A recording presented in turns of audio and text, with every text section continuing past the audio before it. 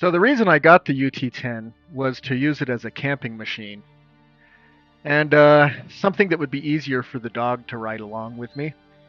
So obviously I didn't need all those rows of seats, and I decided to make some platforms that would allow me to carry better luggage, tools, camping gear, and that would be more dog friendly.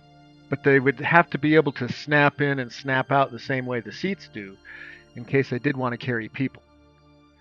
So in this video, I'm just going to kind of do an overview of what I did to make this work. I think it turned out perfectly. So it's just a plywood, like 3/4 inch plywood with some outdoor carpeting. But the tricky part was getting the shape to fit perfectly in there, and then to get the mounting points at the right height and right position. It's a little bit of work. You can see there's these on the seats. They're plastic, but I made some nuts and bolts, kind of ground down the rough edges of the bolts to pop into the rubber grommets, and then these aluminum, well, I kind of call it a hook, a slot, grabs these little loops at the back of the seat and holds everything down. So those are the grommets and those are the loops. And I also wanted to keep easy access to those little luggage boxes that come with the car. Now the front one is easy to get to because the panel's lightweight and pops in and out real easily. All you have to do is make sure that the hooks go in the loops, shove it back a little, put it down, and then kind of bonk it down into those grommets, and there you go. The very little gap for the door. You can see how it conforms, and that notch there is wide enough for the dog to jump in without bumping into the parking brake or anything. Now the back is a little heavier and a little bit more of a pain in the butt to wiggle in there. So I made an access panel. This will let you get to your luggage, and you can even get to the battery a little bit.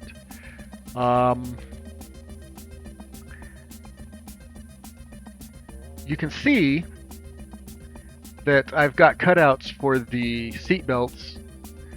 I could have just taken them off, but I wanted something that would go together quickly.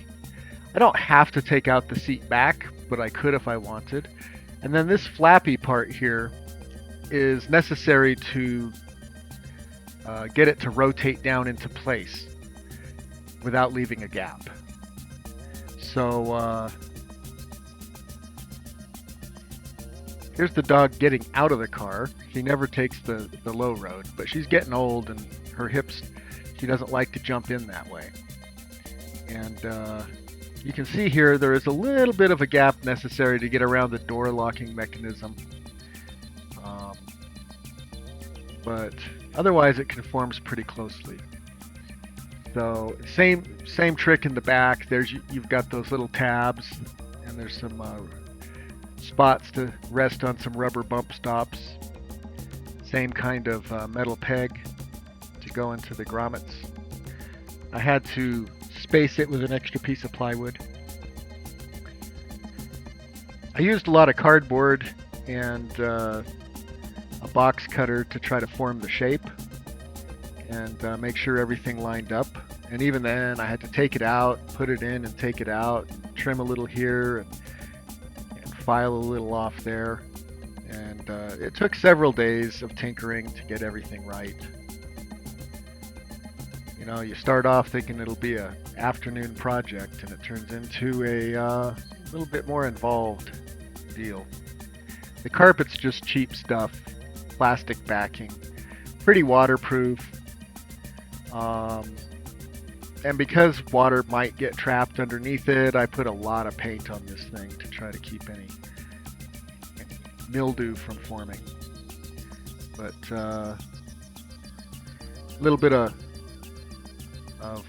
foam to kind of hold down the little luggage box so it doesn't rattle. And 100% success. I really like it. I have put the seats back in it, no problem, to take people on trips. But most of the time I just leave it like this, a cargo machine. And I've had a lot of fun camping with it so far. I'm surprised this is not something that they sell with the car. Seems like it'd be a nice option. Anyhow, I thought some people might be interested. I think it makes the car more useful. And thanks for watching.